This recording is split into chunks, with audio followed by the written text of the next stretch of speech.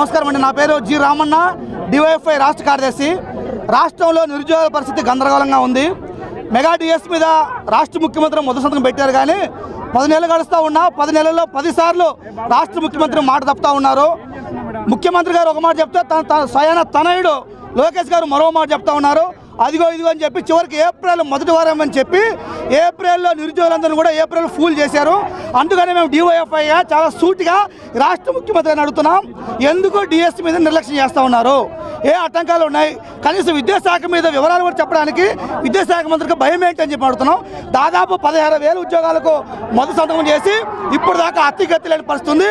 రాష్ట్ర ముఖ్యమంత్రి గారు, రాష్ట్ర విద్యాశాఖ మంత్రి గారు ఇద్దరు కూర్చొని కూలంకషంగా మాట్లాడి మెగా డిఎస్ నోటిఫికేషన్ ఇవ్వకపోతే మాత్రం రాష్ట్ర వ్యాప్తంగా డివైఎఫ్ ఆధ్వర్యంలో అన్ని కలెక్టరేట్ ముందు ఆందోళన చేస్తాం.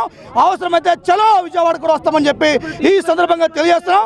తక్షణమే మెగా డిఎస్ మీద రోడ్ మ్యాప్ ఇవ్వాలని చెప్పి మేము ఈ రాష్ట్ర ముఖ్యమంత్రి గారిని విజ్ఞప్తి చేస్తున్నాం. ప్రతి జిల్లాకి ఒకే క్వశ్చన్ పేపర్ ఒకటే రోజు నిర్వహించాలి. ఇంకోటి ఏమంటే డిఎస్సి షెడ్యూల్ వెంటనే విడుదల చేయాలి.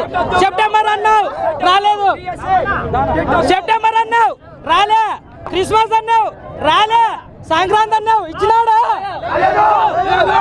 ఎస్సీ కమిషన్ తర్వాత అన్నాడు ఇచ్చినాడా? కాబట్టి ఆయన ఏప్రిల్ అన్నాడు ఇచ్చినాడా? కాబట్టి అక్కడ ఇక్కడ వేసి టెట్ నిర్వహించాలని సలహాలో మీరున్నారు. టెట్ నిర్వహించకూడదని మేము ఈ ధర్నాని నిర్వహిస్తున్నాం. టెట్ వద్దు, టెట్ వద్దు, టెట్ వద్దు, టెట్ వద్దు. 2017 నుంచి 2019లో అకాడమిక్ ఇయర్ టీటీసీ అనేది కంప్లీట్ అయింది సార్. అమ్మాయిలకి ఏంటంటే ఏదైనా తొందరగా సెటిల్ అయ్యే జాబ్ ఏదైనా ఉందంటే అది టీటీసీ అనేసి తెలిసింది వేరే వాళ్ళ ద్వారా. అందుకని 2017లో ఇంటర్ అయిపోయిన వెంటనే 2017-19 టీటీసీ కోర్సు చేయడం జరిగింది.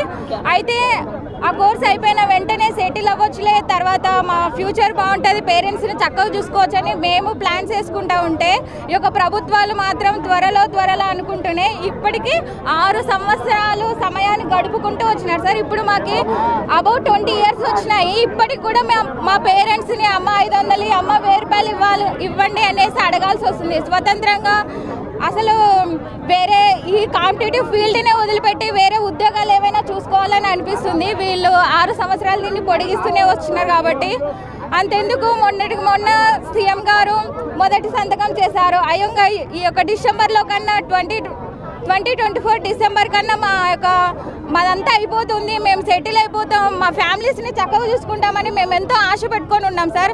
అయితే చివరికి డిసెంబర్ వచ్చేసరికి ఏమో మళ్ళీ ఇంకా ఈ నెల గడుస్తుంది, మార్చి గడిస్తే ఏప్రిల్లో నోటిఫికేషన్ ఇస్తామనేసి ఇలా నెలలు గడుపుతూనే ఉన్నారు.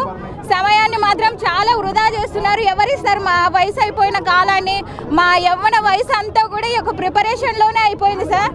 ఎవరు దీనికి బాధ్యత వహిస్తారు? దీన్ని వదిలేసి యూపీఎస్సీకో దేనికైనా ప్రిపేర్ అయితే మా ఫ్యూచర్ బాగుపడేదేమో అనిపిస్తుంది. ఏదో తెలియక దీంట్లోకి వచ్చామేమో అనిపిస్తుంది. కాబట్టి దీన్ని అంతటిని దృష్టిలో ఉంచుకొని డిఎస్సిని త్వరలోనే విడుదల చేయాలని డిఎస్సి నోటిఫికేషన్ వెంటనే విడుదల చేయాలని, డేట్స్తో సహా ఎగ్జామ్స్తో సహా అన్నీ కూడా ఎలాంటి అవకతవకలు లేకుండా జరగాలని మేము సీఎం గారిని వేడుకుంటున్నాం సార్.